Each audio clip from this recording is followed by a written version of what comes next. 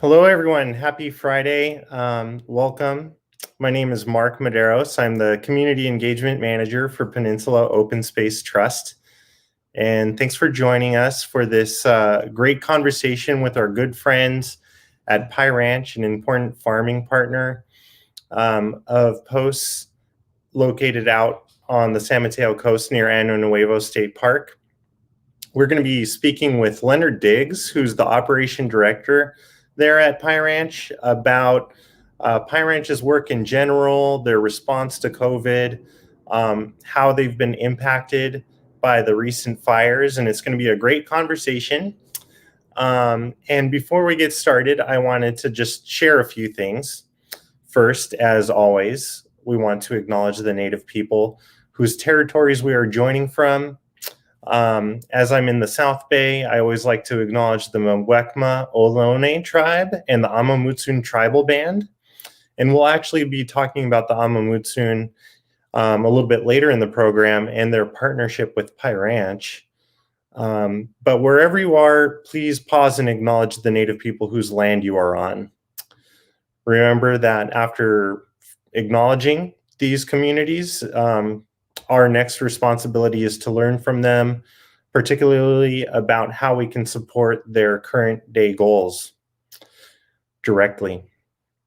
So we have this cool animation that we're going to show you of post work in the region. We were founded in 1977, and since then we've protected over 80,000 acres throughout the region. And of course, it's thanks to all of our donors. Many of people, just like you, some of you are donors who are watching, and we want to say thank you over and over again to all of you. And we do this work for a variety of reasons. The most common being, to provide public access to the beautiful local lands that we have. Many of the local parks that we all enjoy are post-protected and now managed by a variety of public agency partners. But we also protect our local wildlife, our redwood forests, and today we're going to be focusing on our farmland protection program. So this has been an important part of post work for many years now, and we work with a variety of farming partners throughout the region, mainly on the San Mateo coast. This map is providing you an overview of post work on protecting farmland in orange and then ranch land in that brown there that you see. So all throughout the region, there's many farms that we work with. And I do want to mention about ranching. Ranching is one example where farmland protection, agricultural protection overlaps very much with public access. There are many public parks nearby. One example is La Honda Creek Open Space Preserve, where you could both go out there and recreate and where agriculture is occurring at the same time. And it's important to talk about farmland protection because farmland is some of the most threatened land in our region. Since the 1990s, we've lost 46% of San Mateo County's farms. And much of this farmland has been converted to other uses. This has inflated the price of farmland, making it harder for farmers to get started in the Bay Area. So we work with farm owners and operators to secure farmland and natural resources, protecting our agricultural heritage, and making sure that we have farming here in the region into the future. And another aspect, in addition to protecting farmland through purchasing farms or working with existing owners through a mechanism called conservation easements, we often invest in infrastructure, critical infrastructure for farming operations like water resources or farm buildings, including farm labor housing, so that these farm properties can remain viable as farm operations into the future. And one great example of how we've partnered is Pie Ranch. And the topic of today's program is Pie Ranch. So today we're going to be hearing from Leonard Diggs, Operations Director at Pie Ranch. Pie Ranch's mission is to cultivate a healthy and just food system from seed to table through food education, farmer training, and regional partnerships. Leonard Diggs is an incredible man. He has managed sustainable and organic farms in Northern California for over 30 years, including a 365-acre college farm with annual and perennial crops, a winery, livestock, and mixed species forest. Leonard has instructed a wide range of agricultural classes and served on numerous agricultural boards and committees in an effort to share his experiences with current and future generations of gardeners and farmers. So Leonard is doing all sorts of things at Pie Ranch through his role as operations director. One area that I'll mention is he's leading a new farm incubator program working to advance farm business ownership specifically for Indigenous people, people of color, and others who have been historically marginalized from equity building pathways in agriculture. And with that, I'd like to welcome Leonard to the program. Hey, Leonard, how are you doing? Good, Mark. How are you doing? I'm doing pretty good. Thanks for making the time to speak with us. I cannot imagine how busy it is over there. I thought we would start by just asking you, what have you been up to this week out there, just to give people an idea of what's going on? Boy, it changes every day, but two of the gratifying things that we did this week was we put the poly film on our hoop house. And the other thing that we did was we finished our wheat harvest of the Jamu wheat. And the photos that you're seeing there, you're seeing the combine. I have a Massey Ferguson 35 combine that I bought with some other farming partners years ago and brought it up here to be able to harvest the Jamu wheat. And you're seeing a nice tool, this lift that we use to help build the hoop house. And underneath the hoop house, you're seeing this film, which burnt a little bit in the fire. I mean, I was really happy that we weren't on schedule. If we were on schedule, we would have had the poly film that we finished putting on yesterday on those naked hoops, and we would have saw holes in them from the fire. But instead, we're seeing holes in the landscape fabric underneath, and we're able to repair that. That's awesome. I'm glad that worked out that way. Yeah, and we're going to be talking a lot more about the fire and the impacts there throughout the program. I know a lot of people are probably wanting to hear about that, but I'm glad that worked out that way and you got that done this week. Sounds like a productive week. I just want to mention a comment in chat from Anna saying she loves that pitchfork you got on the wall there. That is a beautiful pitchfork. Thank you. belongs to my wife. It's an old Swiss pitchfork, and so it could be used, but it's hanging on the wall right now. Nice. Great. Well, okay, so the first thing we wanted to start with is just asking a little bit more about you and your history. Anything you want to share about yourself and how long you've been at Pie Ranch, how you ended up there? Sure, yeah. As you said, I've been farming for quite a few years, and I got inspired to farm when I was in college. I went to UC Davis and studied agriculture there, and it was there that I realized that farming was really what I wanted to do, that resonated with my spirit. I had a green thumb. I had kind of an intuitive feeling about plants and farming, and so I just put my head down and went for it. And that says a lot about why I'm here too, because I realized that it's not easy for people who aren't provincial farmers. And by that, I mean their grandfather wasn't a farmer, and oftentimes their great-grandfather was a farmer, and they have accumulated a lot of knowledge and a lot of capital resources that make it possible. So coming into farming without those requires a lot of determination and effort. And so in part, that's what encouraged me to come here to Pie Ranch. I'd been managing an educational farm for over 20 years before I came here. But in seeing all of the variances from working in educational farms to working on my own farms and seeing other people's farms, I realized that there was going to be a real need for the next gen farmers, not only to have access to land and equipment, but next gen knowledge, how to farm climate friendly, how to be able to connect with their communities in ways that are going to make resilient relationships, collaborative relationships with their community members. And I saw this opportunity to start this farm regenerator program at Pie Ranch through Cascade at our location at Cascade Farms as an opportunity to really lean in a little further to what I think I can do to support the next generation of farmers. That's amazing.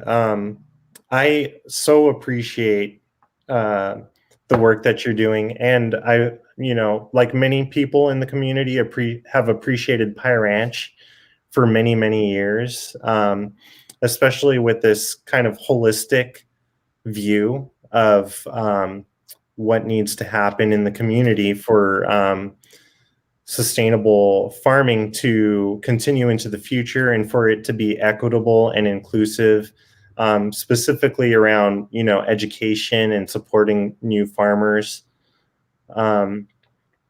So maybe we could talk a little bit about Pie Ranch philosophy in terms of organic farming and education for a little bit. Can you give folks just a little bit of an overview?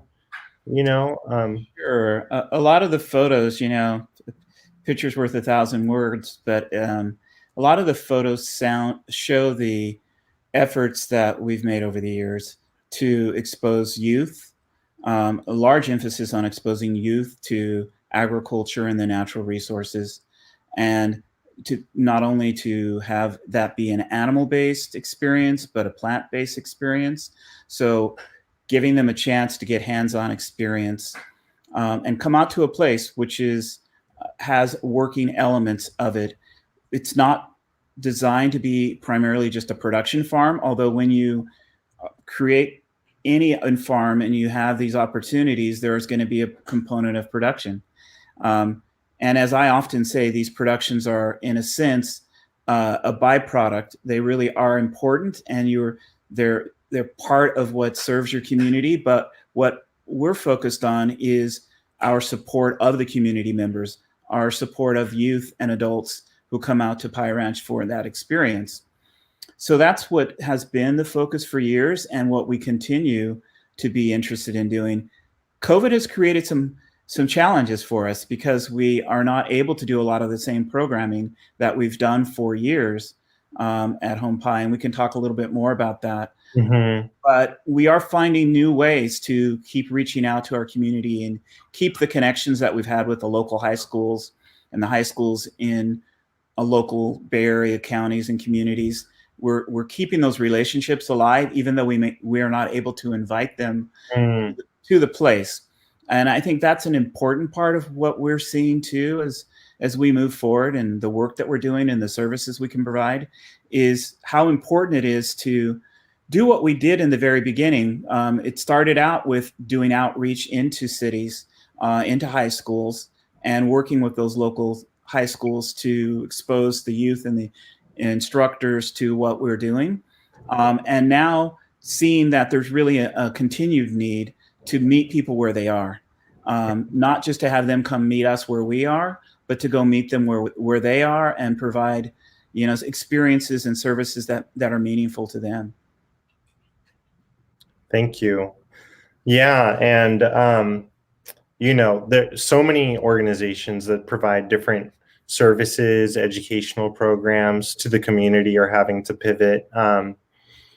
I do want to remind folks or share a little bit more, about what was going on pre-COVID for those who don't have too much context. I don't know, from these pictures, maybe you could share a little bit. Do you happen to know where the those images of the youth programs and whatnot.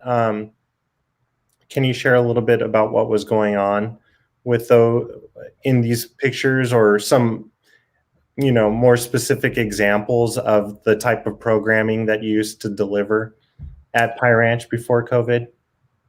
Sure. I mean, you can see the milking there that's going on. So having goats that can be milked, and having had cows at times that could be milked, there was an opportunity to see what it takes to actually produce milk. It just doesn't come from a carton, and to actually be able to see what you do to make value added products potentially with milk. If it's not just raw, the fact that you can make cheeses with it, you can make yogurts with it.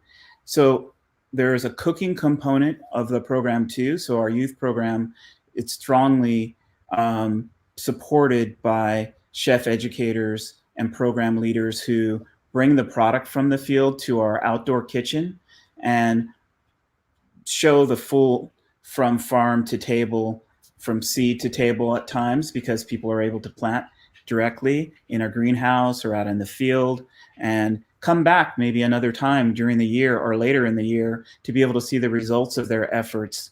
Harvest eggs. So the chickens that we have, the majority of the chickens, I should say, that we have are layers.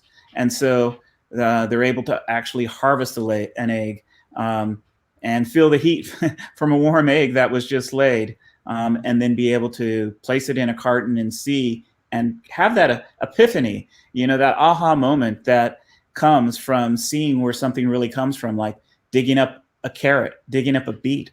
That most people don't know what that looks like if they've never had that experience. They don't know that what those root crops look like underground. So what you're seeing in those photos is a lot of what we've shared with the youth. And we do that also with adults during weekend tours and talks and opportunities for them to actually work on the farm if they'd like to stay on our weekends. We have these third Saturday weekends, and we're starting to get ready to go back into that mode a little bit with some volunteers. We're really being very careful in this COVID moment of who comes onto the farm and how careful we are in presenting the opportunities that we provide. But we're hoping to start to re-implement some of those with some of the volunteers that we have and get them back on the farm on Saturdays doing some of these projects. Mm-hmm. And yeah, as I understand it, Pie Ranch is almost 20 years old now, or just around that. Getting close, not quite, Yeah. but getting close. Yes. Yeah. So, at this point, thousands of people have gone and had these experiences. Lots and lots of youth. Yeah, and you see here with the walk behind tiller, you see one of our apprentices that was on the farm last year, working in one of our more vegetable intense zones. There are various zones where we'll grow maybe wheat or we'll grow corn, which are not so intensive. But then there are other zones, like where he is with the walk behind tractor, that are a bit more intensive in terms of their farming ability and farming nature, I should say. And we're giving him a chance to develop his abilities in the areas there. So we've had quite a few apprentices and interns that have come through the program over the years too. That's great. And we're going to kind of launch into discussing some of your other programs in a second here. I wanted to put it out to the audience. If you visited Pie Ranch, we'd love to hear your about your experiences in chat. So feel free to share. But before we move on, I wanted to pause for a second and explain a little bit more about Post's relationship with Pie Ranch and how we've partnered over the years. So we're going to show you this map here. This is where Pie Ranch is. You can see Ano Nuevo just south of Pie Ranch. Pie Ranch is outlined in blue there. And you could see all the protected land surrounding Pie Ranch in green. And those darker green areas are all post-protected lands. So the conservation easements that are placed on the two parcels that are fittingly called the upper slice and the lower slice. This is one of the more concrete examples that we could share about how Posts has partnered with PyRanch. And the work that we do with all of our farming partners, it's really complicated, and each case is very unique. And I'm continually impressed by our staff who work on these farmland protection arrangements. So I'm going to just attempt to describe this in the simplest terms possible, because there's a lot of detail. So conservation easements are an important land protection tool where private landowners or organizations outside of Post, they retain ownership of their land. In this case, we're talking about PyRanch owning their farm. But then Post will purchase an easement, or sometimes we receive easements as a donation from landowners.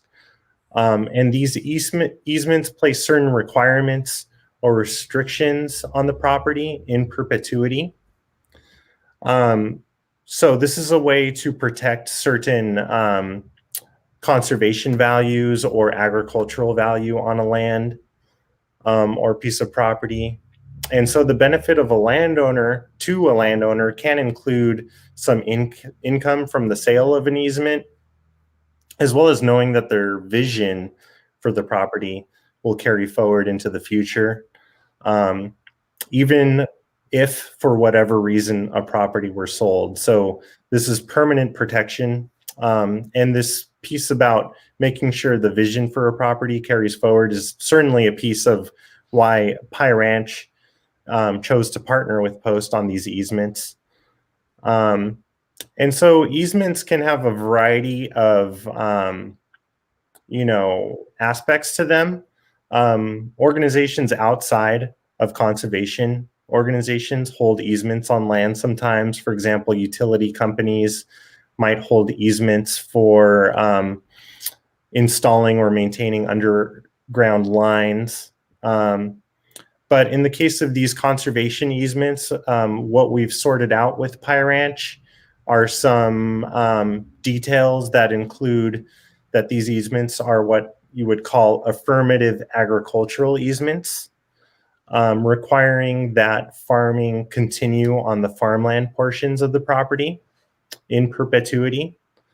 And per the request of founders Jared and Nancy, this easement includes language about requiring organic farming practices on the property. So this was part of their vision. They'd like to see that the property be used for organic farming no matter what happens. The intention is that PyRanch stay there, in perpetuity, but this is permanent protection on the land.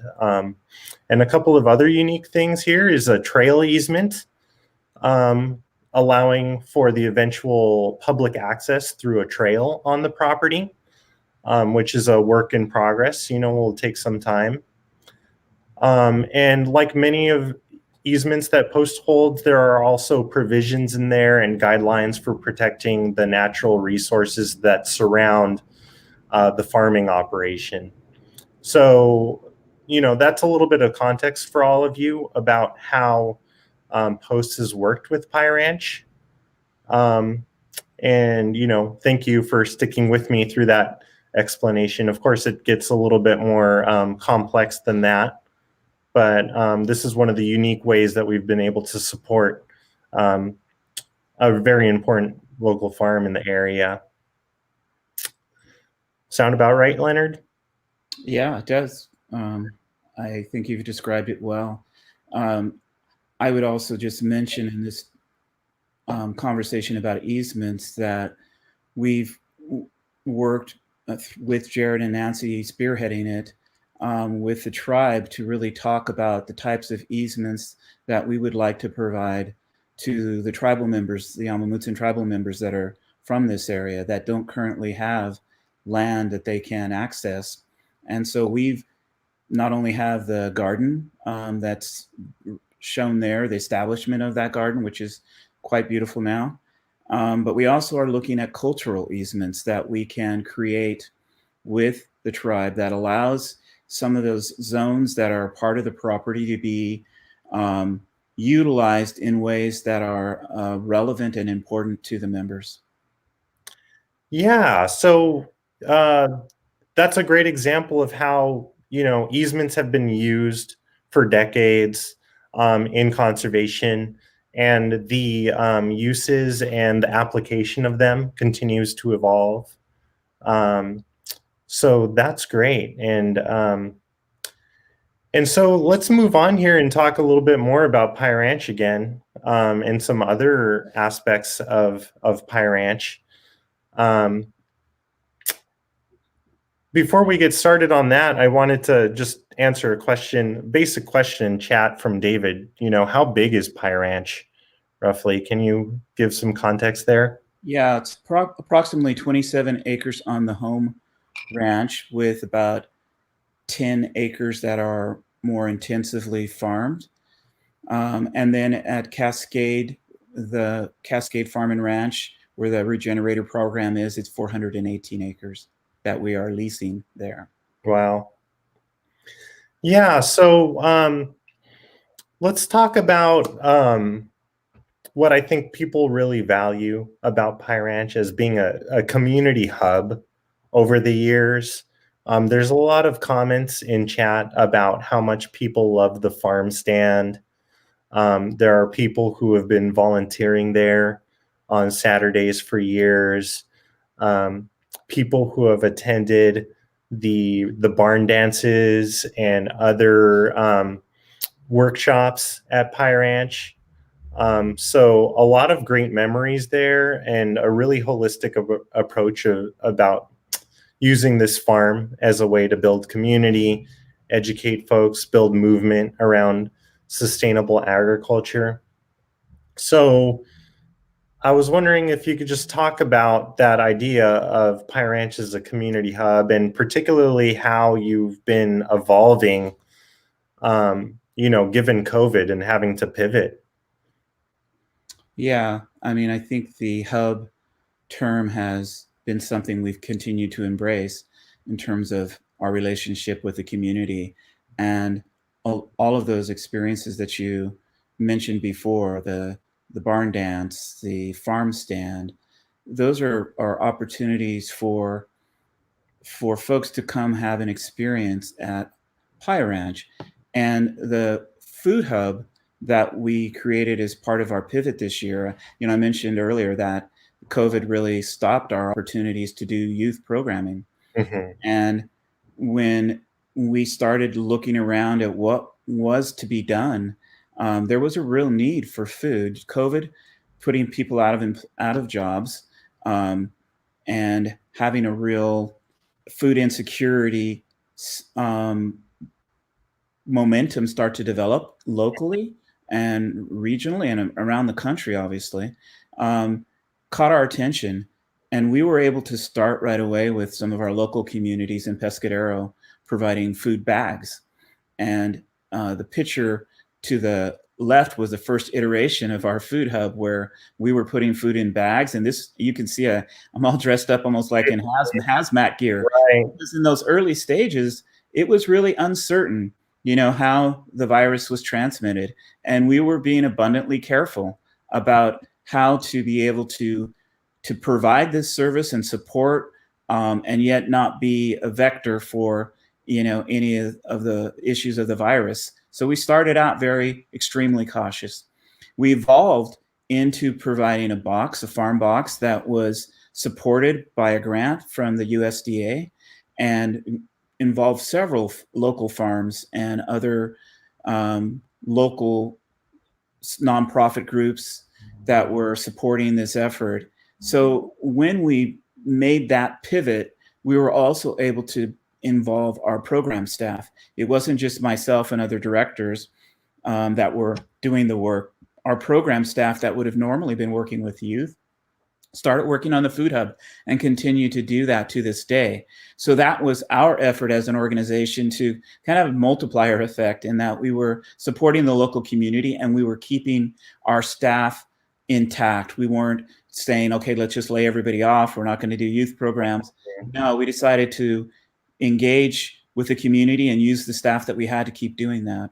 So that turned out to be really, I think, an experience that made us realize that there's so much more that we could do as an organization, that we had been focused on food justice for years, and social justice for years, but there were other aspects of that justice that we maybe hadn't been directly involved in. We'd been doing a CSA for years, but food boxes get to a completely different demographic of people who maybe couldn't afford a CSA box, but we could afford to provide them with food and create a new relationship with a broader range of eaters in our community, which is something we wanted to do. And we've been talking about for months. And then this pandemic made it possible for us to be able to start doing what we'd wanted to do. And those efforts have made us really consider our strategic plan going forward, how to embrace Food Hub ongoing, not to just make it a once off, we did it, it's over, but how can we incorporate that into some of the services that we provide, and to look at it as one of our food sovereignty initiatives, and begin to start talking about what are some of the other initiatives that we can do and that we can be a hub for. Wow. And just so everybody knows, how many of these boxes have you been distributing? Yeah, so it started out with the bags being 50, then it went up to 100, then it went up to 150, and then the boxes, we were required to do the boxes because USDA had some strict criteria, plus there was more weight that we needed to add to the box and more vegetables, which was great. So it required us to shift to the box away from the bag. And we went from the 150 up to 200 and 300 in 1 week. And then we went up to 400 and 500. And we ultimately ended up with 800 boxes that we were packing from a group of farmers that were regionally located, and some of our product, but primarily from farms that were around. And as part of that too, we realized the need to help farmers be certified in a way that USDA recognized. And so we became GAP certified, and we used some of the funds that we were receiving to help support other farmers to become GAP certified. So good agricultural practices being practiced on their farm in ways that were recognized as a way to be able to handle food safely. Mm-hmm. That's amazing. And just to remind everybody, we're in October now. We had a shutdown in March, and this story is just a story of superhuman effort to just pause and strategize and set a new plan. That is really, I think there's a lot of parallels throughout the whole region in terms of farmers and also organizations. And it's just an amazing success. And I think everybody is very thankful for the superhuman effort that you all have put in to make this happen. And it does highlight a lot of the equity issues that our communities are facing because of COVID. Pie Ranch has been,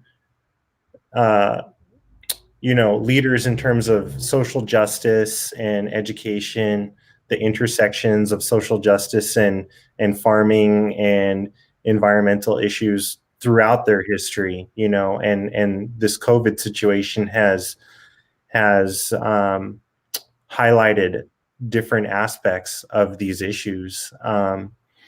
And I thought we could maybe just talk a little bit more about Pie Ranch's equity work in general. Maybe you want to say some more about that.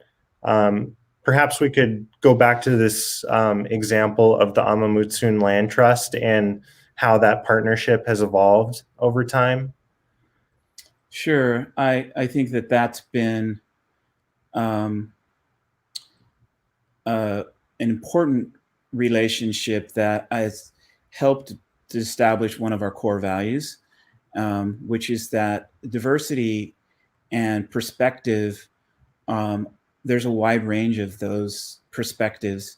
And a lot of it comes from the indigenous people who have been disenfranchised and have not had a chance to continue to have the relationship with the land as they had when first contact was made. And in having conversations with the tribal members and the tribal chairs, it became really apparent to me that it's easy to um, create our own idea and paint our own picture of what land use should be and how that relationship with the land should be.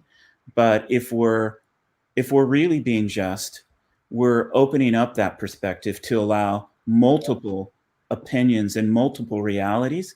And as we're experiencing with these fires, some of those old realities and old practices are very relevant, and we can talk more about that later. But specifically thinking about food justice as part of an equity issue, and the fact that what is food justice? And we've been doing some exercises as directors to try to really get to the heart, not only of how do we begin again, how do we continue in the path that we've been going, but also open up our minds to what's possible to do now with the current set of circumstances that have arisen. So what does food justice look like to us now? What does it sound like? What does it taste like? And in part, it's looking at actions that can be taken. And that's why I brought up the word food sovereignty, because food sovereignty is about actions that can be taken, and looking at food as a basic human right. And how do we provide access? Well, the Food Hub was a perfect opportunity for us to work on food access.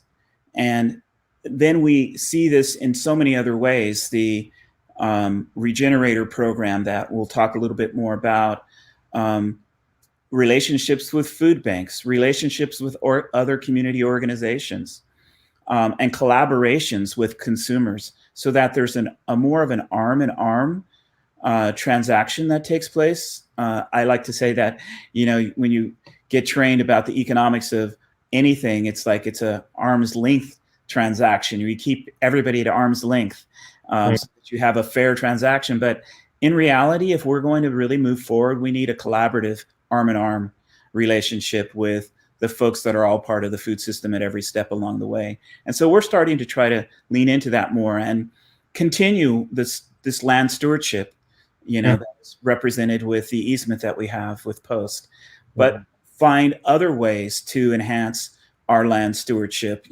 between the cultural easements that we might establish with the Amundsen tribe, to the Cascade Regenerator program, to the eucalyptus replacement project that just came up. I mean, there's a real need now for us to consider what to do with all the eucalyptus that were sort of a vector for the fire, and are not indigenous plants. And is there some other way to approach them? So we've started a real heavy effort with our neighbors and community members and agencies to start to look at what we might be able to do with eucalyptus. And there's so many other aspects of that, from farm worker housing, as you said, but it's not just farm worker housing, it's farmer housing. And the pejorative of farm workers are farmers to a large extent. They're out there doing the farmers. There may not be the same ownership model and the tenure issue, which is something we're really focused on, is what can we do to adjust in an equitable way who has access to the land. You mentioned all of the BIPOC folks who maybe haven't had access. Anybody who didn't grow up on a farm didn't have access. Women, as a primary group of people who haven't always had leadership roles, that's changing dramatically all over the country. But we want to be able to open that up. And so equity means a lot of things. It's about the access to the land, but a place to live when you're farming. So we're trying to work on all of those issues at the same time, and to think about ourselves too, and what can we do moving forward to make ourselves a more equitable organization where we have women and Black and Indigenous people participating in the organization at the decision-making level. And so that we become a true multicultural food system organization, and then we can provide examples and model that for the rest of our community. Thank you. Yeah. Are you all? No. Well, so I wanted to talk about the Brisa de Año ranch and the farm incubator program a little bit. And so let's just scroll through some of these images while you just talk about the incubator program specifically, because I think that's a great example of how you're applying everything that you just shared. So when I first came here, which I don't think I mentioned when I first came, so I've been here a little over a year. I came in July of last year and started full-time at that time. And the concept of an incubator program had been developed already by the organization, and with support from Stanford. There had been some research done locally with what would that serve, who would it serve, and how would it serve. And as I came and started looking at it, and from the experiences that I've had in farming, I changed the name to Cascade Regenerator Program, because a regenerator has nuances to it that are beyond an incubator. An incubator has a sense, we're all close to Silicon Valley. We understand what a startup is and an incubator company is. But a regenerator program incorporates a lot more holistic concepts. How do you make sure that you have this relationship with the land that is going to serve the land long term, is environmentally friendly, climate friendly, supports the long-term goals of the community. How do you put that together with the ability for farmers not just to get access to land and equipment, but to have a sustainable relationship, that collaborative one I referred to before, with their community members, and to be able to save some money and have the ability to buy land if they choose, and equipment that they will need to be able to farm. So how to put all of those together in a package is a pretty complex ask, but I think it's the ask that's needed, and doing it all at the same time, all at once, because it's urgently needed. And that is the nexus of the term regenerator program. Mm-hmm. And so Brisa de Año was the very first farm that we had on Cascade, and in part we had a long relationship with those farmers. Some of them were apprentices. One of them is an employee, and they are collaborating. So they're the quintessential example of a collaborative farm. So there's 3 different farmers all joined together. And then Linaria Farms, that is owned by Gabby, is there to grow flowers. And there's a collaboration with her as she interplants her flowers throughout the vegetables, so that there's some mixed benefits there of, being able to have not just a monocrop of anything, and be able to have these interplantings of flowers mixed in with the vegetables. And these are some great pictures of what she's doing with the majority of her flowers, which is drying them. She's not selling most of her flowers fresh. She does do that some, but the majority of her flowers she sells dry. So collaboration is a key piece of this regenerator program also, because I think the future of farming isn't just the lone farmer out there by him or herself. That system has broken down for so many farmers, especially small and medium-sized farmers, where they have a 20, 30-year lifespan, and then it all turns over. They sell their equipment, maybe their business gets sold, maybe not, their knowledge goes away. So finding collaborative ways to connect farmers of the next generation to work together and work with each other, and not such a competitive way, but a supportive way. Mm. Housing, you're showing the tiny house that we bought. We bought this tiny house during the winter/spring of this year because we knew that housing was a key element of the program and that we need to be able to provide housing. And we also have a creative way that we're approaching this in terms of building equity.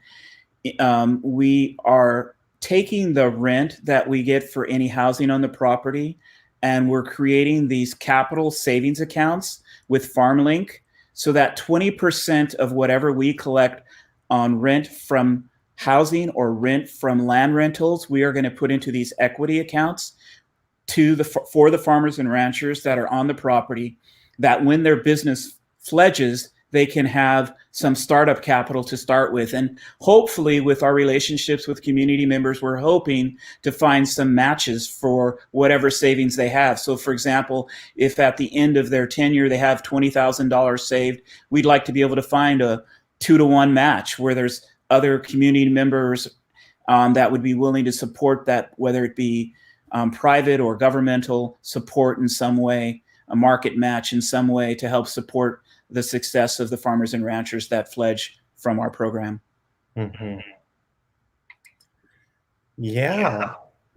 Well, that is that's an amazing, innovative way that Pie Ranch is working, trying to address some of these issues, like you said, about tenure, access, the issues around building equity. So great job. And I'm sure Iterative phase where we're still trying to get things done, but yeah, it's a great start.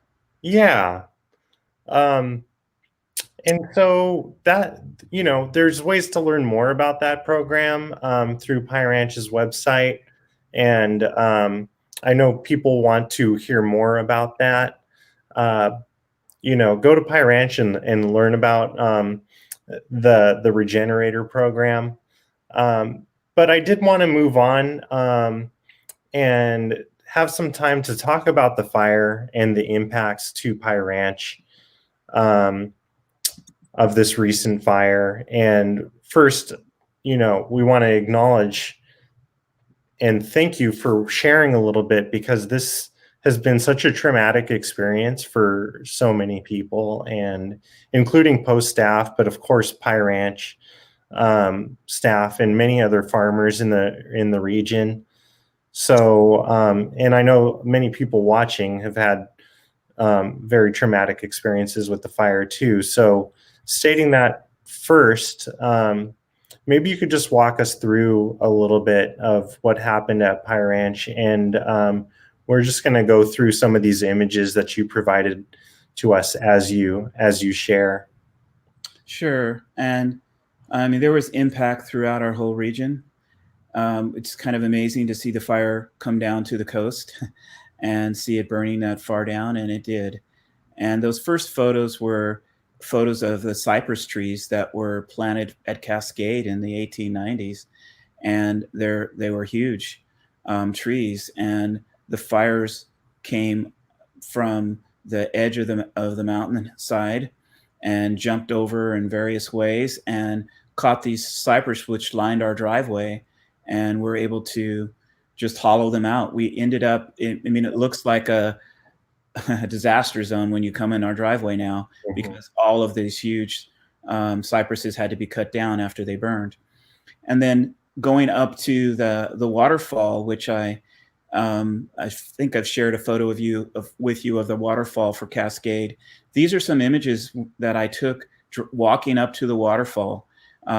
It doesn't look this green and and lush anymore. I can't even walk to the full extent of the waterfall because of the large logs that are now going across the trail that fell down after the trees burned. So there was some serious burning that happened on Cascade itself. A couple of historic buildings burnt down. And then there was some serious fire damage at Home Pie. And it came in waves. It was not, there was threats. the fire moved from one direction to another direction. It threatened Upper Slice, threatened Jared and Nancy's house and the neighbor's house that were so close to the edge of Upper Slice. Began to burn the eucalyptus trees that I mentioned before. And once it caught those eucalyptus trees, they just act as a catalyst to carry the fire all the way down from Upper Slice to Lower Slice. But then it wasn't in one go. It would circle back around, or stumps, which some of them are still smoking. I was joking with Jared just last week how some of these stumps, I'm waiting for a genie to come out of them because they've been smoking for weeks now. But here's a picture, of the greenhouse. Our greenhouse, backside of our greenhouse, which is close to a dry creek, burnt. And not too far from that is where our main office and housing for our apprentices and staff members burned. And it just caught in a moment. The neighboring farmer had just went back to go talk to our neighbor about support for a fire that he was working on. And by the time he came back 5 minutes later, the farmhouse was completely in blaze. So these things just happen so fast, So that was a bit devastating. It was a historic building that had been there for many years and had been an integral part of the organization in terms of a hub for our organization. Speaking of hubs, for staff and for apprentices and for community members. And while it's something that there's a lot of trauma around it and remiss about it, we're also looking at it in the hopeful way of what can we do as we rebuild. In the same way we pivoted towards the food hub, we're going to pivot towards what the organization is going to become in the aftermath of the fire. Yeah, and in advance of this conversation, we talked a little bit, and you shared a lot of ideas in terms of responses. And of course, we want to acknowledge these fires, these historic fires, as being part of the history of displacement of Indigenous people who stewarded these lands for thousands of years and used fire to manage biodiversity and also to manage the risk of catastrophic fire. And we're dealing with the impacts of that history now. And, one of the ways that Pie Ranch is working to address that is through partnerships, with the Amamutsun, envisioning the future of how they impact the management of the land there. But, you had other general thoughts like the eucalyptus removal and whatnot. So anything else you want to share about the community's response and direction moving forward? Sure. I think the photos there of CAL FIRE support around our sign triggers me to say that we've worked with CAL FIRE a lot, and we hope to work with them more in the future. We're going to work with state parks. We're working with PG&E. And so working with these private-public partnerships is something that we see as a role that we can play. There's a need. We see the community need, and the question is, can we pivot in and take a part of that, provide a service? And so we're looking at that, and we've started with something simple, with the eucalyptus, because we've all come to an agreement that removal of some of these eucalyptus that have, first off, taken up a lot of resources in terms of water and land. And if there's an opportunity for us to remove and replant some of those with some native plants and reduce the threat of fire that they represent, we see that as a net positive. So we've been working with several agencies to begin that work, and we're hoping to continue that throughout this winter and even into the next year as we can. Everything from having chippers to having shredders and maybe curtains, fire curtains that would be able to burn the wood in place but not release so much smoke and affect the environment so much. So there are air curtain burners is what those are called. and hubs, excuse me, not hubs, but these large tub grinders are another solution. But if you try to grind all of the material that we've just have on our property, we could be there for years. So we've got to have a multiple range of efforts and opportunities to try to remove this bio debris that's built up from the fire. Mm-hmm. We're working on that. I think I also would say that the impact to Cascade also affected the tribal stewards who do work in the region, and they've moved since the fires recently to our property and are camping on our property. But they've had their spike camp be at Cascade for the last couple of years, and when it caught fire, they lost that opportunity. So we're hoping that with our support, we can work with them to get them back to Cascade also, to start to do that regenerative work that they're doing to plant native grasses up and down the coast. And I think we'd also like to, in the future, with a little bit more capacity, talk a little bit more with people about what are some of the ways to prepare for fire or emergencies in general, and how can we as a community work together to be prepared in the future, and have farmers be prepared to work in these working landscapes. Because we've talked about farms and ranches separately, and we often talk about these environmental regions, these preserves separately. But as we begin to look at landscapes in general, there's the working landscapes and there's the non-working landscapes. And how can we begin to merge our efforts in both of those zones for preservation and for longevity? Mm-hmm. Yeah, and many parallels at Post. As we just take in information about the impacts of the fires, and of course, we had been working on fire risk reduction in the lands that we manage before, and thinking about considering all the impacts and what we've learned.